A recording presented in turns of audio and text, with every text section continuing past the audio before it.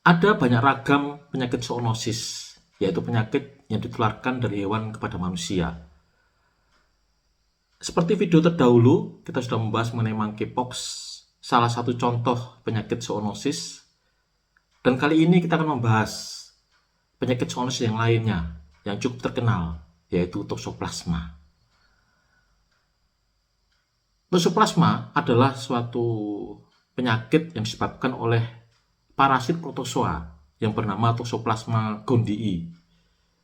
Dan meskipun parasit ini memiliki banyak inang atau hewan tempat dia tinggal atau bersarang, tetapi dia hanya memiliki satu inang khusus di mana di dalamnya dia bersiklus, dia berkembang biak bersiklus, yaitu inang keluarga kucing-kucingan, kucing rumahan, kucing hutan, singa, harimau, dan sebagainya.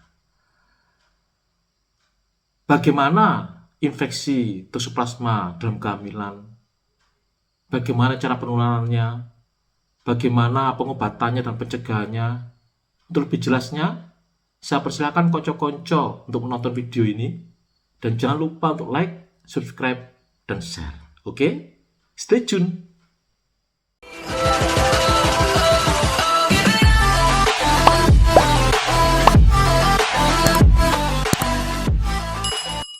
Infeksi Toxoplasma, jika dia mengenai manusia pada umumnya, biasanya tidak menimbulkan gejala yang berarti.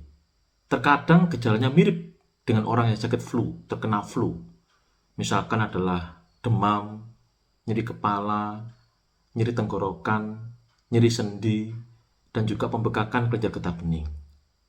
Tetapi berbeda jika infeksi ini mengenai kehamilan ataupun orang-orang dengan daya tahan tubuh yang rendah. Hal ini akan menimbulkan masalah kesehatan. Infeksi Toxoplasma yang mengenai kehamilan akan membahayakan baik kehamilannya maupun janin di dalamnya.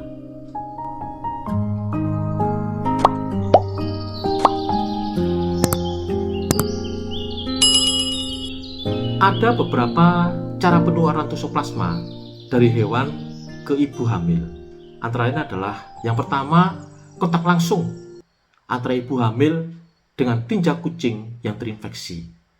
Yang kedua, kontak dengan tanah yang terkontaminasi dengan tinja kucing yang terinfeksi. Yang ketiga, ibu hamil makan daging mentah atau daging setengah matang yang sudah terinfeksi dengan Toxoplasma. Yang keempat, makan buah atau sayur yang kurang dicuci bersih dan masih mengandung parasit Toxoplasma, ataupun minum susu yang kurang dipasteurisasi. Yang kelima adalah konsumsi air yang kurang bersih yang mengandung parasit Toxoplasma. Kucing di rumah tidak selalu terinfeksi Toxoplasma.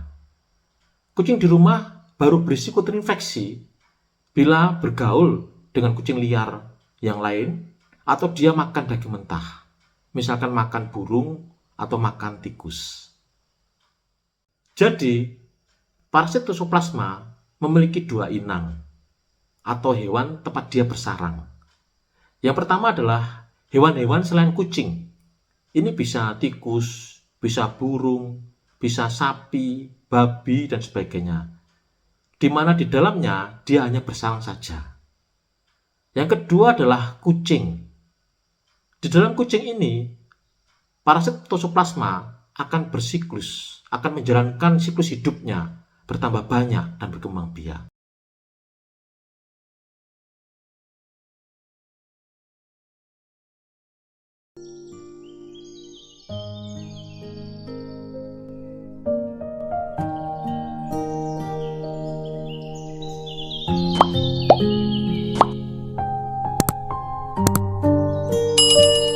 Parasit Toxoplasma bisa menembus plasenta dan menyerang janin di dalamnya. Infeksi Toxoplasma dalam kehamilan bisa menyebabkan keguguran, kelahiran prematur, kematian janin dalam kandungan, dan juga kelainan bawaan. Kelainan bawaan akibat Toxoplasma itu sangat bervariasi dan bisa nampak segera setelah melahirkan atau beberapa bulan atau tahun kemudian.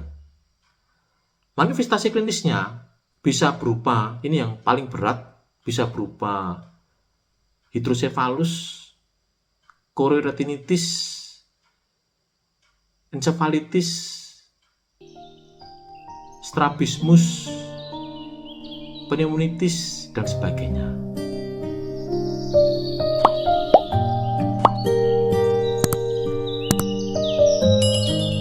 Pada wanita yang ingin hamil atau sedang hamil dan berisiko menderita toxoplasma, jadi misalkan di rumahnya banyak memiliki kucing atau ada riwayat toxoplasma pada kehamilan sebelumnya, atau pada ibu hamil dengan gangguan imunitas, maka sebaiknya melakukan pemeriksaan screening TORCH, yaitu pemeriksaan untuk mengetahui adanya toxoplasma, rubella, cytomegalovirus, dan herpes simplex virus. Dan jika didapatkan hasil toxoplasma positif, maka sebaiknya kehamilan ditunda sampai dengan 6 bulan ke depan. Permasalahan pada tes ini adalah harganya agak mahal dan terkadang diperlukan tes ulangan untuk memastikan diagnosa. Infeksi toxoplasma dalam kehamilan bisa diidentifikasi melalui tes serologi, amniosintesis, maupun temuan USG yang abnormal. Tes serologi di sini bertujuan untuk mengetahui apakah seorang ibu hamil terinfeksi dengan toxoplasma dan apakah infeksinya itu infeksi baru atau lama.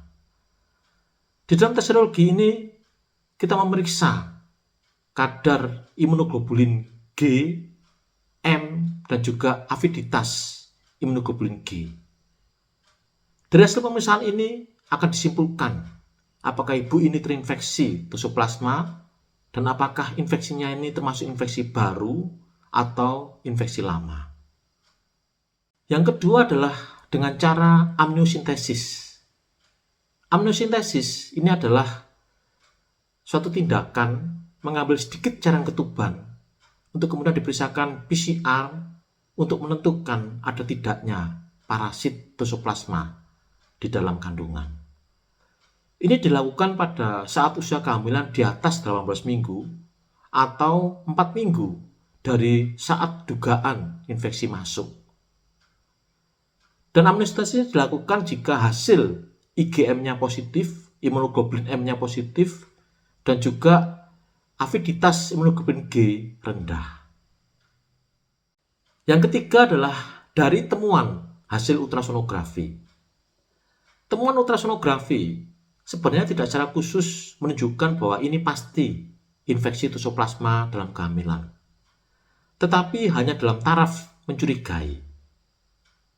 Beberapa temuan USG yang mencurigakan bahwa ini adalah suatu infeksi toxoplasma dan harus dipastikan dengan pemeriksaan serologi maupun dengan pemeriksaan amniosintesis adalah: pertama, kalsifikasi intrakranial, kemudian pembesaran ventrikel, pembesaran hati, penumpukan cairan di dalam perut janin, dan yang terakhir adalah penebalan plasenta.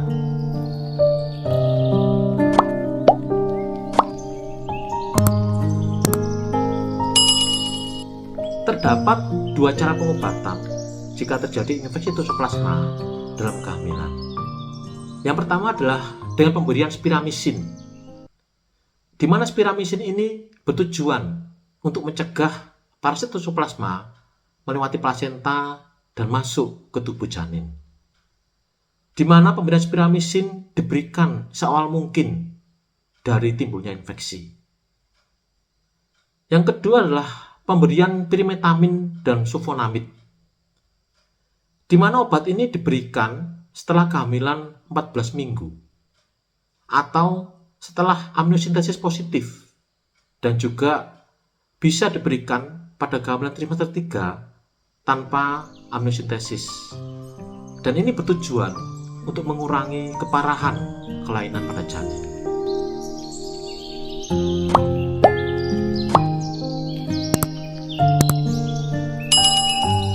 Ada beberapa langkah pencegahan toxoplasma dalam kehamilan. Yang pertama adalah selalu gunakan alas kaki jika beraktivitas di luar untuk menghindari kontak dengan tanah yang sudah terkontaminasi dengan toxoplasma. Yang kedua adalah cuci tangan dengan bersih setelah membersihkan kandang kucing atau bermain dengan kucing, atau bahkan lebih aman jika memakai sarung tangan. Dan juga cuci tangan dengan bersih setelah beraktivitas di luar atau setelah berkebun. Yang ketiga adalah cuci bersih sayur dan buah sebelum dikonsumsi, dan juga minum susu yang sudah dipasteurisasi. Yang keempat, makan daging yang sudah matang sempurna. Jangan daging setengah matang atau bahkan daging mentah. Yang kelima adalah menjaga kebersihan hewan peliharaan. Seorang ibu hamil memang sebaiknya tidak memelihara kucing. Tetapi memang banyak ibu-ibu yang tidak bisa terpisah dari kucing.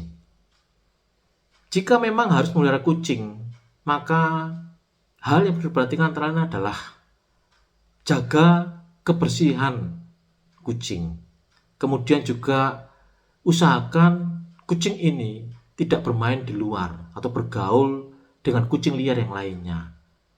Kemudian jaga makanannya. Jangan sampai makanannya ini makan makanan mentah, misalkan makan burung atau makan tikus ya. Sebaiknya makan makanan yang sudah disediakan, makanan kucing, makanan kering. Kemudian juga jika ibu hamil tersebut membersihkan kandang kucing atau bermain dengan kucing, maka sebaiknya segera cuci tangan atau memakai sarung tangan, atau mungkin sebaiknya anggota keluarga yang lain yang membersihkan kandang kucing atau pasangannya. Kemudian juga selalu bersihkan secara teratur kotoran kucing. Juga jauhkan kucing dari dapur atau ruang makan. Dengan cara-cara seperti itu, setidak-tidaknya akan mengurangi risiko penularan toxoplasma pada kucing peliharaan.